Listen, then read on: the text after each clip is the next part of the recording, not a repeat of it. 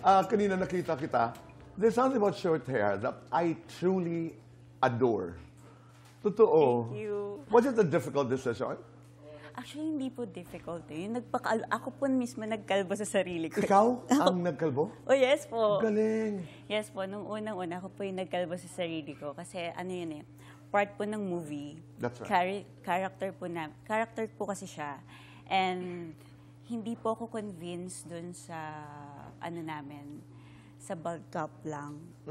Yung nag-look test po Tinuloy kami. mo na. So sabi ko, para malilimitahan po kasi yung acting ko if ever, yung galaw ko.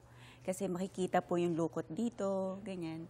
So, hindi po ako makatulog that time. So, sabi ko, magpapakalbo talaga ako. Ako naman, ang unang tingin ko pag ang halimbawa babae, but ito'y opinion ko naman po, pag short ang hair, yung ganyan, napaka-independente, at saka, of course, it's breaking this gender stereotypes na dapat mahaba ang buhok.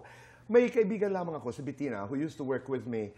Si Bettina Asiliaga, she was one of the best road managers. Yes. All her life, talaga yung ang ikli-ikli ng buhok. And hanggang naging tatak na ni Bion. So every time I see somebody like this, ay, gusto ko siya tingnan. Thank you.